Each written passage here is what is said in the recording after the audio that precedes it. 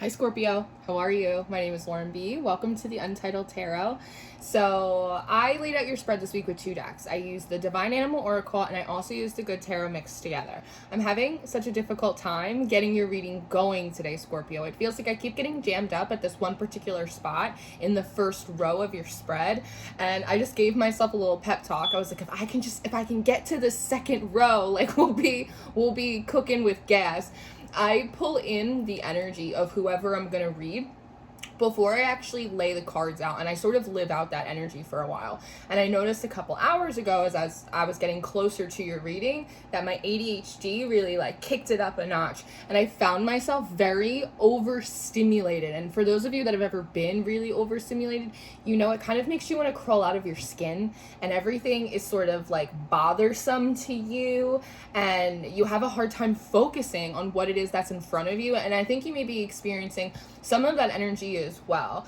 Some of the influence could be from this Pisces full moon that we have at the end of the week. As a member of the Pisces collective, we apologize. It is not the easiest energy to be in, but it does feel, Scorpio, like you are much more comfortable in a world of pure imagination than you are in your mundane reality at this time. I say that because the first two cards that we have in your spread are the World and the Five of Water. And when these first came out, it felt like you were trying to eject yourself out of this World card. Do you see how there's this lock up at the top? It gives me the impression that your life, your world as you know it, is sort of locked in place. There's not a lot of room for movement. There's not really a lot of agency to make a lot of changes. Everything is just sort of stuck in place. And so you're taking these moments whenever you can to sort of eject yourself from it.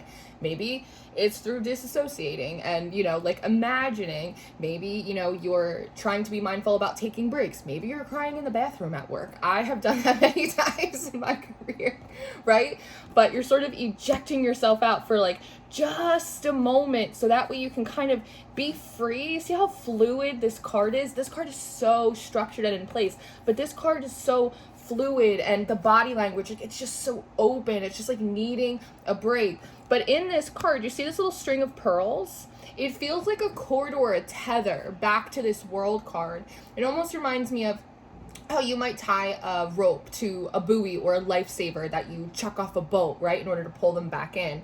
Or in those sci-fi movies where people go out into space and something's wrong with the ship, and so the astronaut has to get out of the spacecraft and kind of go around outside of it. But there's always that cord or that tether that can at any point bring them back inside of the vessel, and that's sort of what this feels like. However, and whenever you can, you seem to be trying to eject yourself from the rigidity of your current world. But you can only get so far, or you can only be out so long before you're like Al Pacino and they just start pulling you back into the world in which you know it thus far. The Page of Water comes up next. And so there's something about Scorpio, when you're taking these moments, whether it's a physical break or whether it's just going somewhere in your mind, that it kind of puts you back in this childlike energy. And the childlike energy for me is coming through with the idea of when you're little and you don't really have any responsibilities. You're not supposed to, at least, right? It's you don't have any duties. There's no contracts. It's nobody's counting on you, right? It's you can kind of just be. And this Page of Cups is coming through as a mermaid today. There's been a lot of mermaids popping up in my world in the last couple days, which is interesting because I'm not really a mermaid girl, which is also funny because I chose this hairstyle today. But mermaids for me just bring forth the idea of being in between two worlds, and again, never really feeling comfortable entirely where you are. But there is a sense of being able to take off the costumes and the roles, just take off everything that you have to be and wear and do in your day-to-day life, and instead just sort of strip it all back down, and for a moment just take a deep breath and not be so plagued by the responsibilities, the obligations of your day to day. But like I said before, there is that tether. And so you can only go so far, or you can only be out there so long before they start pulling you back in with this Three of Swords. You have to turn away from this energy and return back to the world. These little birds on the card even make it feel like there's an alarm or a certain sign or a signal, something that comes over the loudspeaker and says, Scorpio, like, it's time to get back to work. Like, Scorpio, you have to come on home. Like, Scorpio, it's time. And then the Six of Air pops up. So it almost is like this energy being chaperoned too, which is irritating. Just tapping into that, I'm being monitored or I'm being chaperoned. Like, it feels like it really kind of grinds your gears. Because that's the thing, it's like you were chaperoned and monitored like as a child, but as an adult, like you shouldn't feel like you have a babysitter. Like there is sort of that energy, but it's like the ship comes and it's like your ride. It's like your mom picking you up from your friend's house and like forcing you to go back home and like finish your homework. It's that type of energy. And in this Three of Air, there is this sort of parting is such sweet sorrow. It's like you wish you didn't have to leave this world of pure imagination, but even you know that you have things to do. And so it feels like when you get back to the world, Scorpio, you get back to your world, you immediately move back into this Seven of Air. See how you have this little mask on too? Again, it's the idea of like who you are inside your head is maybe very different than how other people see you, or is very different than how you have to show up in the world. As a Pisces, I very much relate to that. And I always call this my staff meeting card. See all these ducks and these birds around you? It feels like in your world with these responsibilities, a lot of the things that are locked in place, I'm hearing the word dependence, is that there's a lot of people, places, and things that are dependent on you. And with these ducks, it feels like people needing your help or your assistance, coming to you for advice. Where's that paperwork? Or when are we going to have this meeting? Or Mom, can you find my shoes? It's like, but and I think that's where a lot of that overstimulation energy is coming in as well, right? It's very frustrating for you. I can see that. Just everybody wants a piece of Scorpio like all of the time. And maybe that is really overstimulating for you. Maybe that is really overwhelming for you. I mean, I'm overwhelmed just reading it. So if you're actually living it, I can absolutely see how it could be, burning your toast a bit. I would be hanging out in the Willy Wonka's chocolate factory inside of my mind too. Now, the rhinoceros spirit comes up next. It says moderation. I had pulled a spread for you originally with the same combination of cards, and I think I pulled about 5 or 6 cards, and they all sort of looked like this. They were bright and punchy and red and yellow, and when I looked at them, I went, something about this doesn't feel right. And maybe it was just that the colors were so bright and dramatic and fiery that they felt overstimulating for me. And so I just put them back in the deck. I reshuffled, and then we have the spread as we see it today. But I'm wondering if there is something about that like you're kind of craving, because it feels like, Scorpio, you're back at work, you're back in your world, everybody wants a piece of you, everybody's asking you for things. Scorpio, what about this? Scorpio, what about that? And then sort of out of the corner of your eye, it's like you're kind of seeing this other energy approaching you. It feels really powerful. It's a really passionate energy. It's almost like an energy that you cannot deny just because of like the presence that it holds. And it seems like it's coming forward with this message for you when you're just in the middle of kind of like your day-to-day grind. And you have wolf authenticity coming up next with the bull, sacrifice, and then the Three of Fire. Oh, my hands are too small. The Three of Fire coming up next. So how it appears to me, it's that this energy seems to be coming forward to you with a message saying, hey, Scorpio, like there's something going on, because this wolf is coming forward a little bit like a predator energy. Like there's a problem. Your assistance is needed outside of the gates of your world.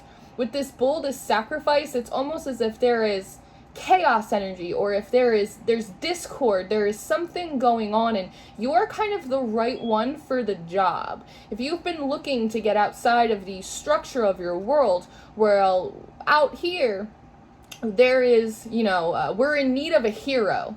Does that make sense? It's kind of there. Who sings that song? I know that a hero can save us. I'm not gonna stand here and wait. Is that like Chad Kroger or something? There is sort of that energy coming forward. Like, Scorpio, we have a problem outside of your world, and, you know, we could really use a hero. So if you are, you know, if this is your message, this is your mission, if you choose to accept it, we would like for you with this 3 of fire to go off on this mission to sort of save the day. And the spread that I pulled for you originally, it had a lot of that energy, and some of it didn't feel right. So I'm looking at these cards and I'm going, what is this? It's almost like, and I was hearing like the prophecy, like all of like this really dramatic verbiage. And so I'm sitting here and I'm looking at it like, is Scorpio stuck in sort of this like really rudimentary Groundhog's Day like type of life? And then all of a sudden there's like this Hail Mary that's coming forward, this energy or this presence coming forward, like, Scorpio, you know, leave your responsibilities in your life and come and go on this kind of a hero's journey over here. And I'm looking at the cards and I'm going, no. I'm going, no, that's absolutely, from what I'm seeing, that is not what's happening. What I think, Scorpio, is that I've caught you in the middle of a daydream.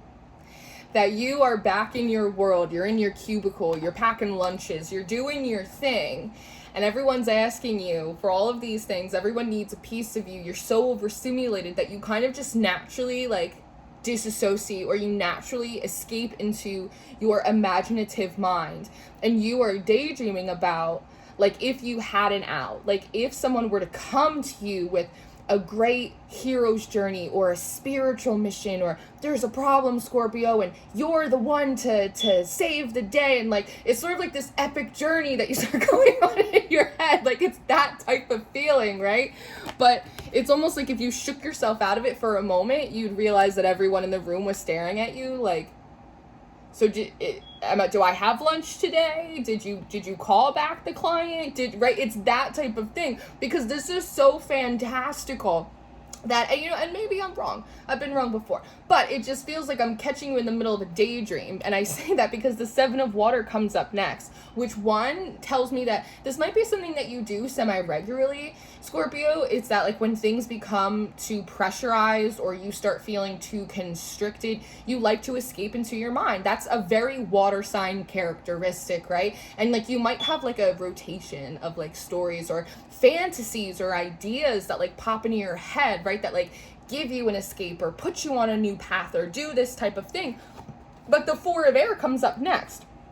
And so again, at some point, it's like the bubble gets burst and it's like you're still sitting in your actual life, right? It's just like in this top row that you can only sit in this energy for so long before the alarm bells go off and you have to turn away and return back to the world in which you actually live, right? And that's this Hermit card, feeling sort of locked away, feeling sort of hidden, unable to really escape the grind, or again, the Groundhog's Day, the repetition of just your everyday life. And there's something about it that is kind of sad, because it's the feeling of like, I want to bring more passion or more adventure or more color into my life, but there's also kind of this recognition that I'm already kind of overstimulated in my life, and so I don't know if I can actually handle like any more stimulus like in my physical reality. And so it's just kind of this like rock in this hard place type of energy that you seem to find yourself in.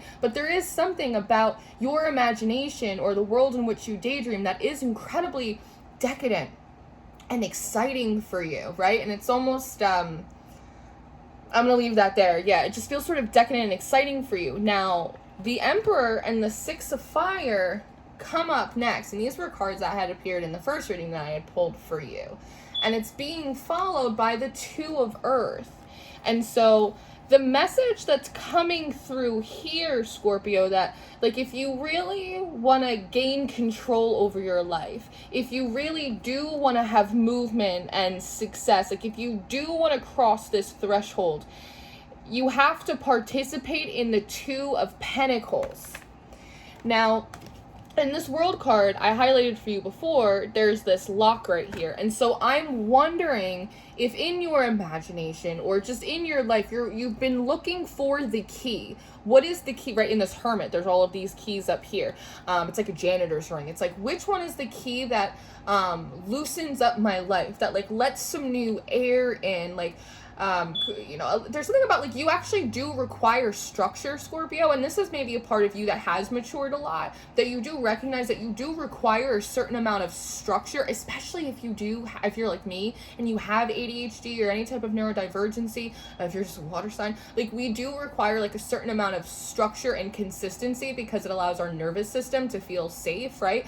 But is a sense that like you need more breathing room. Again, you want a little bit more excitement, or at the very least to just bring a little bit more of that magic or a little bit more of your true self into your life as it is. And so maybe you've been looking for the key, like if I just could connect this one dot, or if I could figure out this one thing, or if I was able to tap into this one ability, right? It's almost like a Hail Mary I said before, right? If this one Hail Mary would come in for me, that would be the key to like unlock how boring and stressful my life is. But this Two of Pentacles, do you know she's holding up an actual pentacle? They're saying, Scorpio, it's not about finding the right key. It's about making a choice, because it feels like when you make a choice about your life and about changes that maybe very practically, but also very seriously, like may need some adjustments or shift, you put the whole coin on top of the lock, and then all of a sudden, it's almost like tire rotation is what's coming forward. All of a sudden, I start seeing these different planets, like they just start to move. They just start to kind of shift a little bit. It's like putting oil on the Tin Man, right? It just like it gets some of the kinks out and allows the world to be a little bit more flexible. Instead of being sort of cemented in place, they kind of become more like those big globes that you see in an office that you can kind of spin, right? You sort of, they can rotate. It's like tires that can be adjusted. Does that make sense? So the Queen of Earth is coming up next, and this is what the Emperor is coming forward and saying, and I'm not entirely sure who this Emperor is. It could be like a trusted friend or advisor. This could be maybe an aspect of your spirit team, or even like an aspect of yourself, right? Especially because the Emperor is that Aries energy. It's the I am, the self-identification. It's about agency in a way, and perhaps that's why the message is coming forward, that it's not about finding the right key or even the right fantasy. It's just about making a decision that like you're gonna do something, that you're gonna approach this differently, because the Queen of Earth comes up next. And so in this Queen of Earth, it's sort of this feeling of having to make the decision and resolve yourself to it. There's an element of discipline here. There's also a bit of this like Goldilocks syndrome of, like you're in love with this water energy, but you do really get stuck into it to the point where like you may be having a hard time discerning between like what is and what isn't. This air energy, you are tackling it very well, but it does give you anxiety. This fire energy is great. It is a kind of like a happy medium between the other two, but it is a little too stark or too overstimulating, that the only porridge that you have left to try is the one of Earth.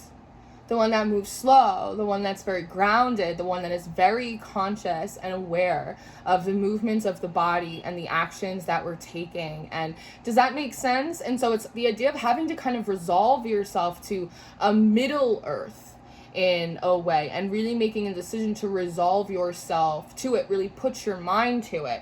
Now, with this Queen of Earth, there is this feeling of, I need some resources. You're right. I do need to get out of my head and kind of get back into the game. You're right. I do need to kind of take this middle path. You're right. I do need to make a decision. All right. So before I go, like, what do I need? Which feels practical, and it feels like a responsible decision, right?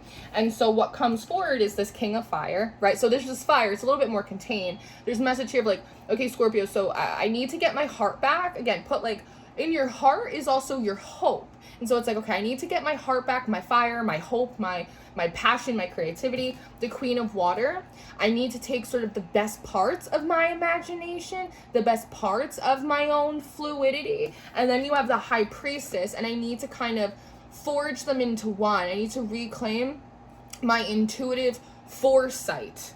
Yes, and I think the directions of these characters are very interesting, right? It's like, he's looking this way, okay, let me pull my heart and my excitement and my passion back. Maybe what I had before my world got cemented in place.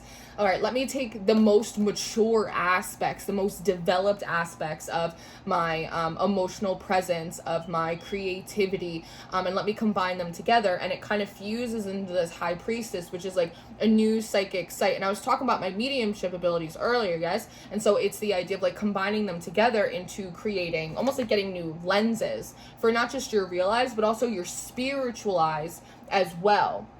And then with the Ten of Fire that comes up next, the idea is burn up everything else. Take the best parts of what you've learned. Again, back to those pearls of wisdom.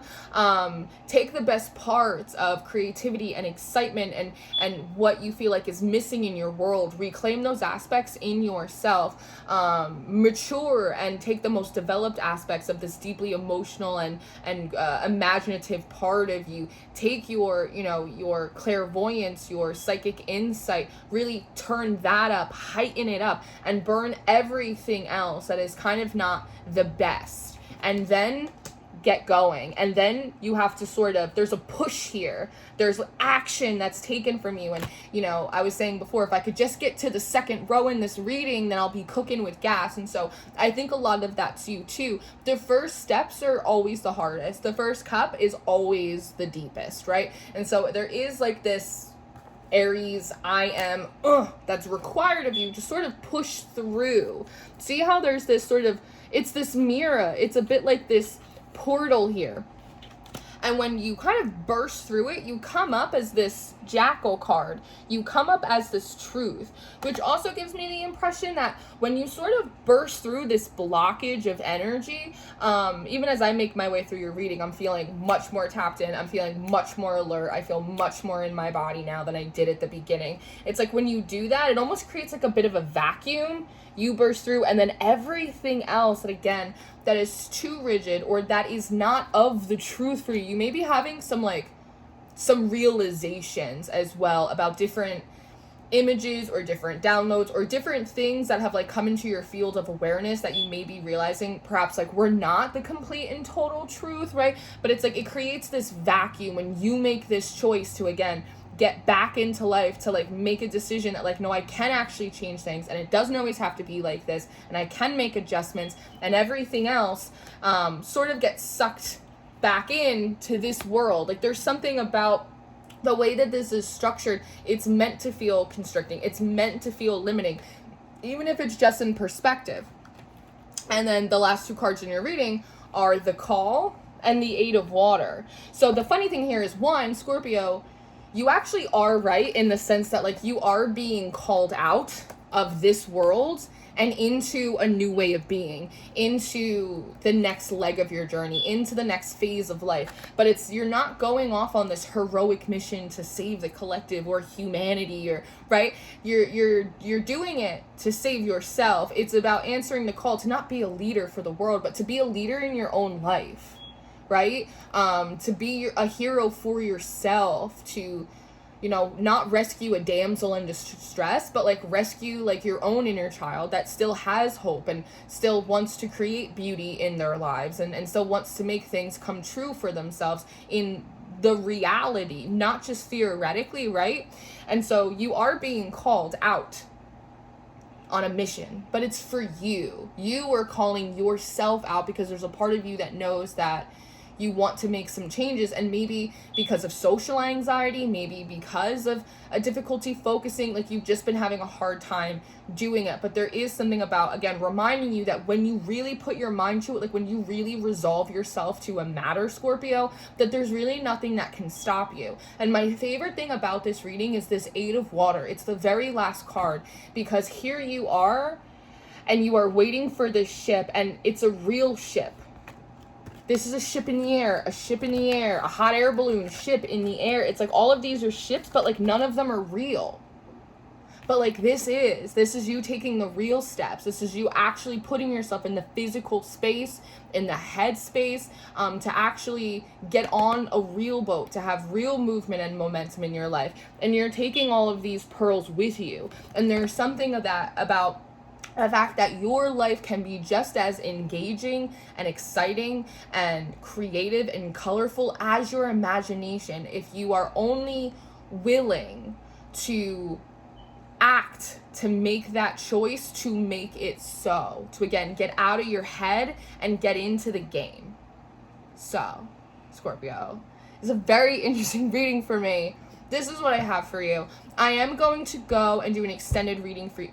Well, if you're interested in your extended reading, I'm going to put the Vimeo link down below. If you're interested in your monthly reading for September, that will be underneath that. I do personal readings. You can book with me through my website. I always encourage you guys to check out Patreon. We have all of the extendeds, all of the monthlies. I run a mystery school over there. I also teach the tarot over there if you're interested in that. I love you so much. You're gonna be fine. You're gonna be fine. I love you so much. I will see you next time. Goodbye.